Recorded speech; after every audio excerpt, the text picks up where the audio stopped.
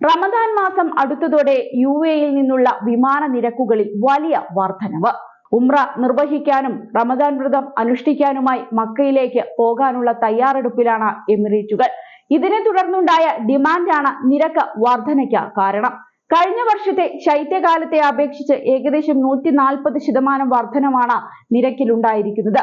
വിശുദ്ധ നഗരമായ മക്കയിൽ റമദാൻ ആരംഭിക്കാനും അവസാനിപ്പിക്കാനും നിരവധി താമസക്കാർ താൽപര്യം പ്രകടിപ്പിക്കുന്നുണ്ട്. ഇത് വലിയ യാത്രാ ഡിമാൻഡ് സൃഷ്ടിക്കുന്നതായി ഒരു ഉംറ ഓപ്പറേറ്റർ ഖലീജ് ടൈംസിനോട് പറഞ്ഞിരുന്നു. വിശ്വാസികളിൽ പലരും വിശുദ്ധ മാസം ആരംഭിക്കുന്നതിന് മുൻപ് ജിദ്ദയിലെത്താൻ ആഗ്രഹിക്കുന്നു. അതുവഴി അവർക്ക് അവരുടെ ആദ്യത്തെ തറാവീസ് ഗ്രാൻഡ് മസ്ജിദിൽ നമസ്കരിക്കാൻ ആകും. മറ്റു ചിലർ റമദാനിന്റെ അവസാന നാളുകളാണ് മക്കയിൽ ചിലവഴിക്കാൻ തിരഞ്ഞെടുക്കുന്നത്.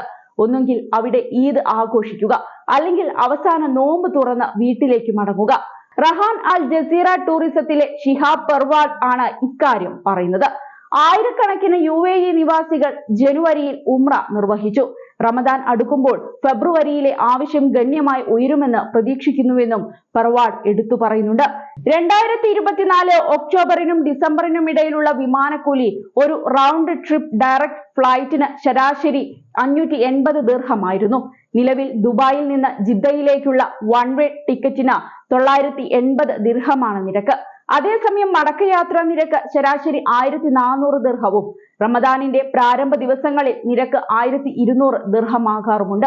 ദുബായിൽ നിന്ന് 1600 ദിർഹവും അബുദാബിയിൽ നിന്ന് 1700 ദിർഹം മുതലുമാണ് നിരക്ക്.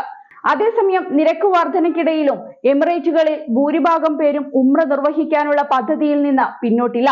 എന്നാൽ UAE-യിൽ നിന്ന് റിയാദിലേക്ക് പോയി അവിടെ നിന്ന് മക്കയിലേക്ക് ബസ്സിൽ യാത്ര ചെയ്യുന്നത് ചിലവ് കുറയ്ക്കാൻ സഹായിക്കും. UAE-യിൽ നിന്നുള്ള ഉംറ ബസ് യാത്രകളുടെ നിരക്കിൽ നിലവിൽ മാറ്റമില്ല. താമസവും വിസയും ഉൾപ്പെടെ 10 ദിവസത്തെ യാത്രയ്ക്ക് 1200 ദിർഹം മുതലാണ് നിരക്ക് ആരംഭിക്കുന്നത്.